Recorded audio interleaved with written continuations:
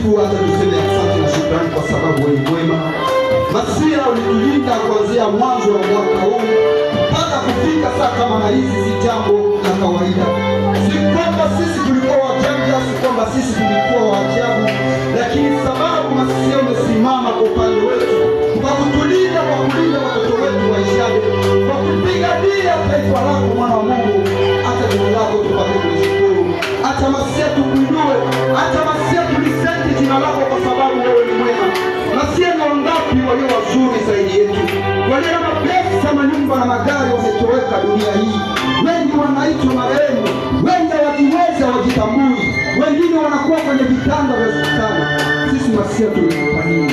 Hata Masia tulinue jina lako, hata Masia tulisenti jina lako kwa sababu unatosha na unaenea. Jina lako liinuliwe, jina lako lipewe heshima. Masia, tazama watoto wadogo tulio nao leo. Masia, umewalinda na magonjwa yote ambayo shetani alikwenda kuinua. Masia, ukawapigania, ukaonekania kwa hali zote za maaksidenti. Masia, tutakulipa nini? Hata Masia tulisenti jina lako, hata Masia tukuinua kwa sababu unatosha na unaenea. Sifa na heshima ni zako milele kwa uweza na utukufu wako Yesu Kristo. Na hata hivyo Masia, tumekuwa katika kipindi chetu hichi, Masia, tutakutukuza na kukurudisha heshima kwa siku hii, kwa kukumbuka Masia kuzaliwa kwako. Mwana wa Mungu, tutakulipa nini? Ulikuja duniani ili kwamba tuokoe, ulikuja ili kwamba Masia tutoe katika nyara za uovu. Masia, sisi tutakulipa nini? Tutakupa nini, mwana wa Mungu?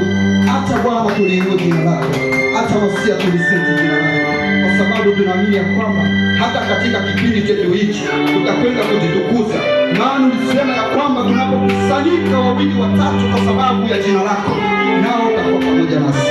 Na sisi tunaamini ya kwamba katika kipindi hichi utazidi kuonekana, utatenda makuu na maajabu.